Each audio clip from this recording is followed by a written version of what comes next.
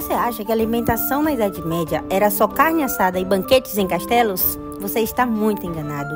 Sendo assim, hoje a gente vai dar uma volta no passado para poder descobrir como os camponeses e os nobres se alimentavam na Idade Média.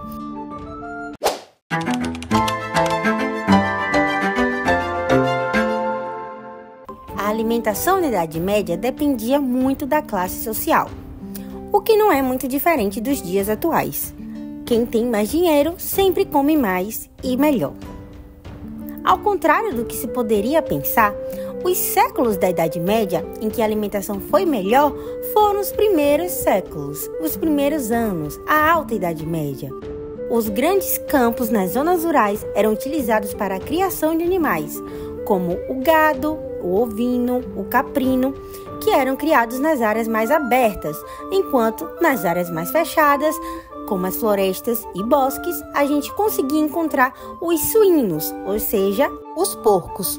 A carne, portanto, era comum, mesmo nas mesas dos mais pobres, sobretudo a de porco. A importância do porco na Idade Média é que, além da alimentação, ele servia como uma espécie de unidade de medida para calcular o tamanho dos bosques, baseado no número de porcos que o local conseguia sustentar. O que diferenciava as dietas entre camponeses e nobres não era tanto a qualidade do alimento, mas sim a quantidade. Os camponeses representavam a maior parte da população medieval. A vida era dura e a alimentação era simples, porém saudável, baseada principalmente em grãos, legumes e produtos que eles mesmos podiam cultivar. Geralmente, eles preparavam tudo isso em forma de sopas, por isso é bem comum vermos em filmes ou séries que retratam a Idade Média a presença de sopas nas mesas dos camponeses. Porém, o alimento mais comum era o pão. Mas não pense naquele pão branco e fofinho. Os camponeses comiam pão de centeio, aveia ou cevada, que eram mais densos e escuros. Já nos condimentos mais utilizados, o lardo e a banha de porco garantiam um adicional calórico adequado para a vida e o trabalho nos campos, assim como as frutas secas também. Já para dar sabor e também para conservar os alimentos, recorria-se aos temperos. E para adoçar, era utilizado o mel, porque o açúcar de cana era difícil de fabricar e também muito caro. Para acompanhar as refeições, muitos camponeses preferiam cervejas, que diferentemente da nossa não era gaseificada e tinha uma cor mais escura, acompanhada de uma consistência muito mais encorpada do que as que vemos hoje em dia. Esses líquidos eram mais seguros do que a água, já que na Idade Média, muitas das vezes a água estava contaminada, principalmente por questão de higiene.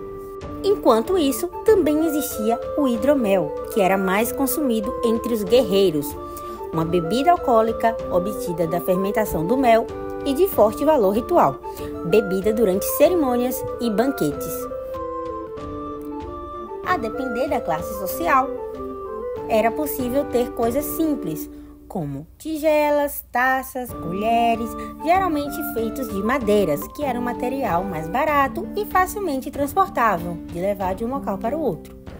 Já o garfo ainda não existia na Alta Idade Média, então era extremamente comum comer com as mãos.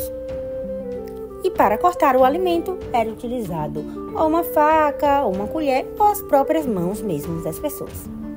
E quando estamos falando dos mais ricos, dos nobres, vamos ter elementos muito mais superiores, como panelas, tigelas, jarros e potes decorados. Acho que vocês já entenderam que quando se trata dos camponeses, as refeições eram simples, porém nutritivas o suficiente para garantir a sobrevivência. Um dos grandes desafios era a escassez de alimentos durante os invernos rigorosos. Para isso, os camponeses usavam técnicas de conservação, como a secagem, o salgamento e o armazenamento de grãos em adegas subterrâneas. Esses métodos eram essenciais para garantir que eles tivessem o que comer nos meses mais difíceis. Métodos esses que eram utilizados tanto na classe de camponeses quanto na classe dos nobres. Agora iremos para o lado oposto da sociedade, os nobres. A alimentação deles era completamente diferente da dos camponeses. Se os pobres mal viam a carne, os nobres tinham banquetes repletos de carnes variadas, com frutas e pães branquinhos. Os nobres se orgulhavam de suas refeições extravagantes. Nas grandes festas, a mesa era coberta de carnes, como de javali e veado. Em geral, comia-se com as mãos, no máximo contando com uma faca e com um pão. Por isso, a comida era servida já dividida em porções. Entre um prato e outro, porém, se lavavam as mãos em lavandas, dispostas para esse fim, e que nas cortes, essas lavandas eram enchidas com água perfumada, com essências ou pétalas de rosas. Um cronista da época relatou como era uma dessas refeições extravagantes que acontecia nos castelos. Seguem aqui as suas palavras. Abre aspas. Na comida, todos fazem maravilhas, sobretudo nos banquetes de casamento, que via de regra seguem a seguinte ordem. Vinhos brancos e tintos para começar, mas antes de tudo, confeitos de açúcar. Como primeiro prato, servem um capão ou dois e um grande pedaço de carne para cada mesa. Cada uma servia 2 pessoas. Cozido com amêndoas e açúcar e outros bons temperos. Em seguida, servem carnes assadas em grandes quantidades. Isto é, capões, frango, fazões, perdizes, lebres, javalis, cabritos ou outra coisa, dependendo da estação do ano. Depois servem tortas e ricotas com confeitos de açúcar por cima.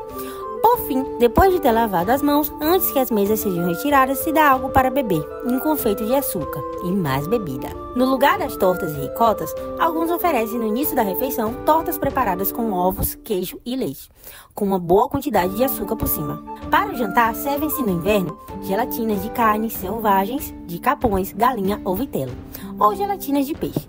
Em seguida, assado de capão e de vitelo. E depois frutas. Tendo lavado as mãos, antes que as mesas sejam retiradas, servem-se bebidas e confeitos de açúcar e mais bebida. No verão, por sua vez, servem-se para o jantar gelatina de galinha e capão, de vitelo, cabrito, porco ou gelatina de peixe. Depois, assado de frango, cabrito, vitelo ou de pato marreco, ou de outras carnes, conforme a disponibilidade no momento. No segundo dia, depois das núpcias, servem-se lasanhas com queijo ou açafrão, uvas e os temperos. Depois, assado de vitelo e fruta. Para a janta, cada um retorna à sua casa. A festa terminou. Os banquetes dos nobres não eram apenas sobre comer, eles eram verdadeiros. Após ouvir esse relato, temos a conclusão que os banquetes dos nobres não eram apenas sobre comer, eles eram verdadeiros eventos sociais. Músicos, artistas e até poetas entretinham os convidados enquanto eles comiam, sem precisar ser casamento ou alguma festa específica. A comida era uma parte importante da ostentação e do poder desses grandes senhores. A alimentação na Idade Média refletia muito bem a desigualdade da época. Enquanto os camponeses lutavam para garantir comida suficiente para sobreviver, os nobres viviam cercados de banquetes extravagantes e alimentos exóticos. Essas diferenças não estavam apenas no que se comia, mas também na maneira como a comida era retratada, preparada e até celebrada. Quer saber mais sobre a vida na Idade Média ou algum outro período da história? Então curta esse vídeo, se inscreva no canal e ative o sininho para não perder nenhum conteúdo.